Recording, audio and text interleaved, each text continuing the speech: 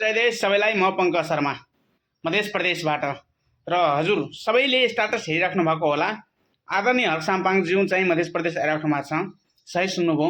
हाम्रो चाहिँ विगत 3-4 दिनदेखि चाहिँ केन्द्र समितिसँग मिटिङ छलफलहरू भइरहेछ र कुराकानी हुने क्रममा चाहिँ आउँदो दिनमा चाहिँ आदरणीय हर्क साम्पाङ सहित आर्यन दाई लगायत हाम्रो केन्द्रीय समितिबाट सुमन दाई समीर दाईहरू सबै आउनुहुनेछ।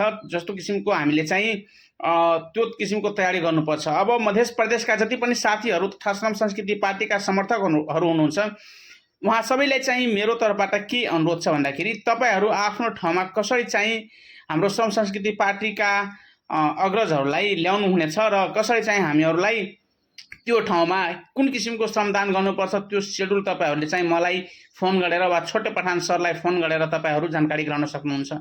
त्यही भएर आउँदो दिनमा चाहिँ मध्य प्रदेशको हरेक ठाउँमा चाहिँ हामी आइरहेका छौँ र हरेक ठाउँमा चाहिँ हामीले श्रमदान पनि गर्छौँ र एउटा गलत किसिमको चाहिँ मेसेज सबैजनाको दिमागमा छ, त्यो मेसेज पनि हामी हटाउँछौँ। चाँडै नै तपाईहरूले चाहिँ जानकारी पाउनुहुनेछ।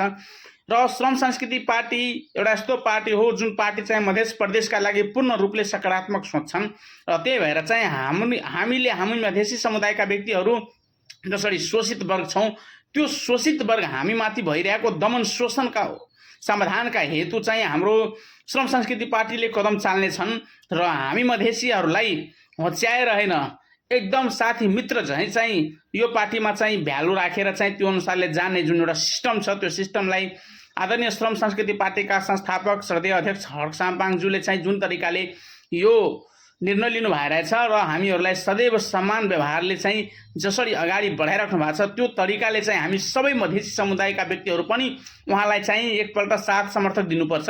त्यही भएर चाहिँ मैले सम्पूर्ण मध्य प्रदेशको 8वटै जिल्लाका साथीहरूलाई चाहिँ मैले के भन्न चाहे भन्दाखेरि तपाईहरू मजाले एकपल्ट कुराकानी गर्नुहोस्। आज हाम्रो ग्रुप मिटिङ छ, मध्य प्रदेशको ग्रुप मिटिङ छ।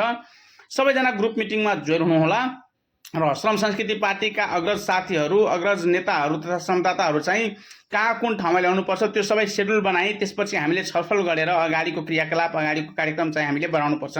र साथै मैले के भन्न चाहे भन्दाखेरि यो मध्य प्रदेशको 8वटै जिल्लाको हरेक स्थानीय तह समेतमा चाहिँ हामीले समिति गठन गर्नुपर्छ र कार्य समिति गठन गरेर ठाउँ चाहिँ श्रमदान अभियानदेखि लिएर श्रमदान पनि गर्नुपर्छ र हरेक मान्छेले चाहिँ आफ्नो तरिकाले चाहिँ देश बनाउन निमित्त चाहिँ आउनु होला। र मैले पहिला पनि भनेको थिएँ, अहिले पनि भन्छु र सबै दिन त्यही भन्छु, श्रम संस्कृति पार्टीमा लोभी मान्छे होइन, देशलाई सेवा गर्ने व्यक्ति मात्रै आउनु होला। मैले त्यो अनुरोध गर्न चाहन्छु र हर्क साम्पाङ सहितका टिमलाई चाहिँ यदि भेट्ने, मुलाकात गर्ने, उहाँसँग छलफल गर्ने यदि कसैको सोच विचार मनसाई छ भने कृपया तपाईहरू मैले चाहिँ क्याप्सनमै आफ्नो नम्बर र छोटे पठान सरको नम्बर समेत यहाँ दिइरहेको छु वा अन्य श्रम संस्कृति पार्टीका जति पनि तपाईँको पहुँचमा जुनसुकै व्यक्तिहरू हुनुहुन्छ उहाँहरूसँग सम्पर्कमा आएर चाहिँ आफ्नो मनमा लागेका कुराहरू चाहिँ व्यक्त गर्न सक्नुहुन्छ, भावना चाहिँ राख्न सक्नुहुन्छ है।